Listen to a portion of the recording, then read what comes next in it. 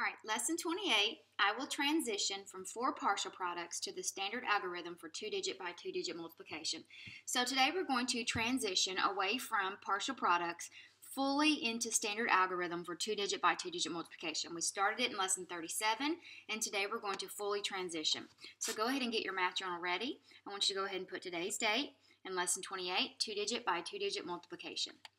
All right, so the first problem we're going to do in your math journal is 42 times 22. And if you look over here to the right, you're going to see an area model. And if you'll remember from yesterday or from lesson 37, this is actually 42 times 2 and 42 times 20. And yesterday we were writing the problems out separately. We were saying 42 times 2. And we were coming over here and we were saying 42 times 2. And then we would do 42 times 20. Today, we're going to do it all right here in this problem. It's going to be a little bit more efficient. It's going to be a little bit more busy, so you're going to have to kind of pay attention to what's going on. So 2 times 2, we're going to do 42 times 2 first. So right now, we're actually just pretending like this 20 is not even here. We're just acting like this is 42 times 2. So 2 times 2 is 4. 4 times 2 is 8. So that is 42 times 2, 84. All right. Now we're going to do 42 times 20. I'm actually going to go back here. So now we're going to do 42 times 20. So this time, we're going to pretend like this 2 is not here. And we're actually going to pretend like it has turned itself into a 0. Okay, so I'm actually just going to go ahead and write a 0 in here so that when I look at this, I see 42 times 20. This 2 has a value of 20 anyway.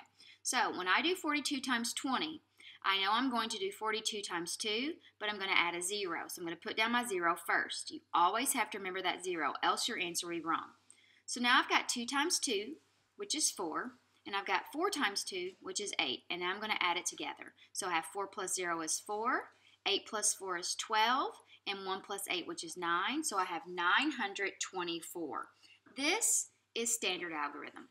If you asked your parents to multiply 22 times 42, this is the strategy that they would use. Now, this problem had no regrouping, so it was a little bit easier. We're going to get into some problems that have some regrouping, and that's going to make it a little bit more confusing, so it's really important that you understand the process before we get started. That's why we took 2 days to transition. All right, so we had 84 plus 40, we got 924, okay? So now we're going to go ahead and go right straight to our problem set. It's going to have plenty of practice for us. All right, so this is pretty much like what we did in lesson 37.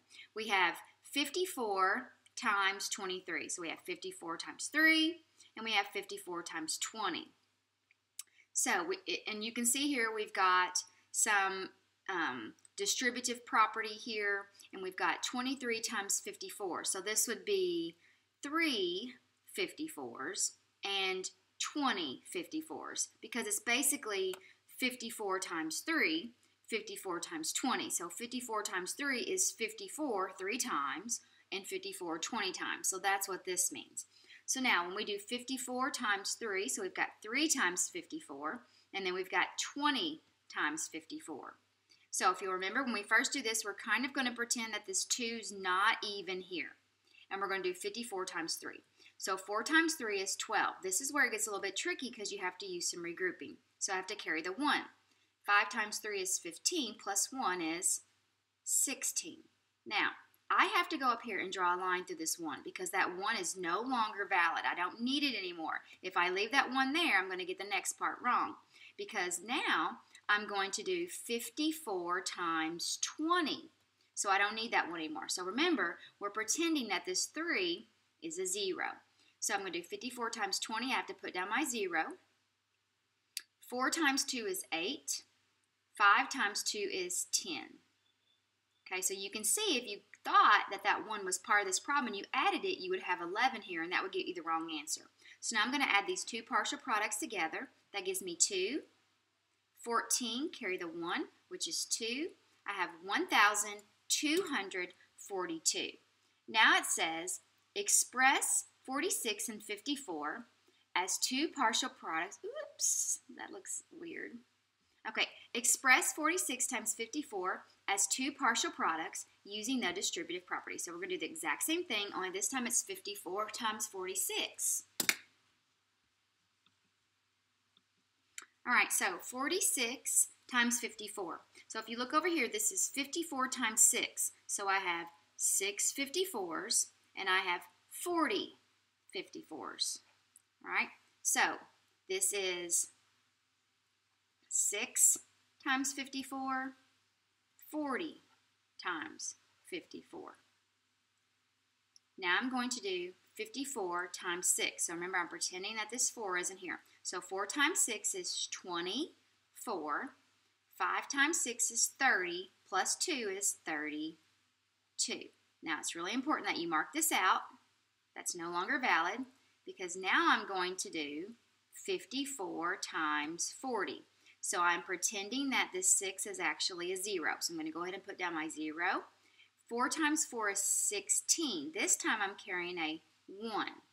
5 times 4 is 20, plus 1 is 21. So now when I add, I have 4, 8, 4, and 2. 2,484. So this part can get a little bit confusing. So if you're still a little bit confused, give yourself a break and just hang in there and keep focusing and working really, really hard. You may have to go back and look at this a couple of times until you get it right. There's a reason why adults use this strategy and kids don't at first. There's a reason why we save this strategy for last, because it's a little bit confusing. It's much faster. It's much more efficient. That's why we're learning it, but it does take a little bit of practice. All right, so now we're going to do 55 times 47, and this time we get to label the area model for ourselves. So we've got 54 times 47. So we're going to do 47, and then we're going to do 50. I think I was saying 54. I meant 55. 55. So this is, oops, I see what I did. I do that every time. I really want the small number on top. It doesn't really matter in your area model, but it just makes more sense. So we are doing 5 times 47, and we are doing 50 times 47.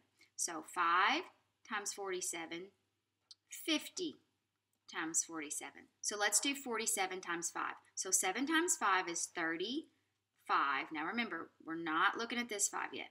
So now I'm doing 4 times 5 is 20, plus 3 is 23. So now I'm going to mark out this 3. I don't need that anymore. And now I'm going to do times 50. So I'm pretending that this is actually a 0. So I'm going to go ahead and put down my 0 here. I'm going to do 5 times 7, which is 35. 4 times 5, which is 20, plus 3 is 23. So obviously I got the same answer plus 0 because they're both 5s. And now when I add, I have 5 plus 0 is 5. 3 plus 5 is 8. 2 plus 3 is 5. And 2. So 2,585.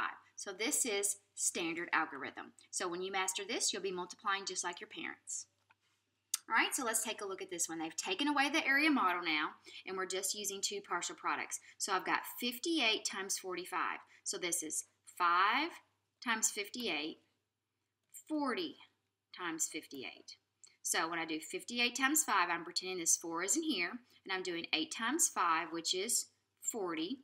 5 times 5, which is 25, plus 4, which is 29. Okay, now I'm going to pretend like the 5, I'm going to mark this out because I don't need that anymore. I'm pretending like this is a 0. And I'm doing 58 times 40. So I'll go ahead and put down my 0. 8 times 4 is 32. 5 times 4 is 20, plus 3 is 23. So when I add this together, I have 0, 11, 6, and 2. I have 2,610. All right, now we're going to use the multiplication algorithm again. So this is 82 times 5, or 5 times 82, and then we're doing 50 times 82. So try this one by yourself. If you get stuck, you can always press play, but see if you can go ahead and get started. All right, so 2 times 5 is 10. 8 times 5 is 40, plus 1 is 41. So I'm going to mark out this. I don't need that anymore. And now I'm going to do 82 times 50, which I already know it's going to give me the exact same answer because I just did 82 times 5. I'm just going to put down the 0. So I'm going to have 2 zeros this time and a 4 because 2 times 5 is 10. 8 times 5 is still 40, plus 1 is 41. So I'm going to add this together. I get 4,510. Okay, so This is a tricky strategy. That is why it's the very last lesson in this module, and it is the good thing about this strategy is your parents can definitely help you with it because this is the strategy that they use. If you get confused, come back and look at your journal and come back and look at your problem set because they can both help you.